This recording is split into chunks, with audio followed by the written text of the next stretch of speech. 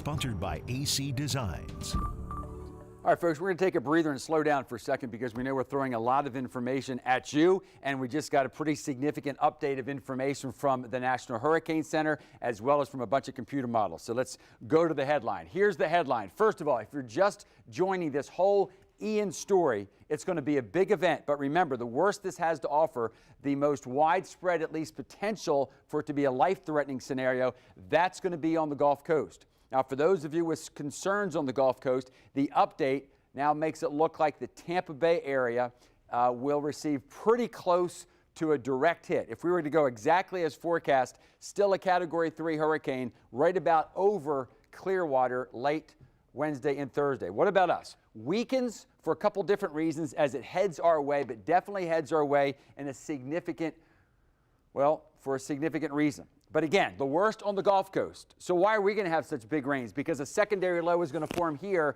near Orlando and head to the north. So yes, we're going to have strong gusty winds, but as we've been mentioning, and I think you've heard as well from others, that it's the rain that we're most concerned about, especially from 1 a.m. Thursday through 7 a.m. Thursday. How about a little bit of good news? We've been talking about this since the weekend.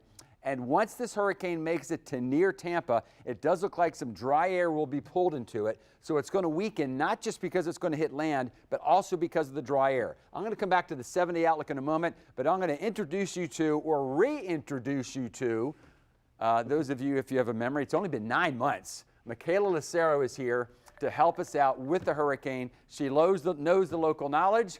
She also knows a couple different languages. We're excited to have you here, Michaela. Hey, thanks, Tim. I am excited to be back on the First Coast and excited to go through this storm coverage with you all. So, Tim, you're talking about some good news that we had. We had that dry air that's pulling into the system, and some other good news. We've got some pretty nice weather expected for the rest of the day today and even heading into most of the day for tomorrow. So if you've got some preparations you need to do over the next day or so, you're going to have good weather to do that. Satellite and radar picture, nice, clear, and quiet across the entire region. Tomorrow, high temperatures making it into the low 90s. It's going to be a pretty, well, tranquil day, low chance for rain. However, the rain chances do start to increase as early as about Wednesday. Beach and boat forecast, we are going to start to watch the water start to rise a little bit more. We are under the new moon tide, so that's just going to increase those waters rising across the coast. A quick peek at Futurecast. Here's what we're expecting for the next about 48 hours. Notice we're clear for tonight and even into tomorrow morning. If you're still headed off to work, it's going to be relatively dry for your commute to work. A few showers possible coming home. This is 6:30. Scattered showers. It's just a few sprinkles starting on Tuesday.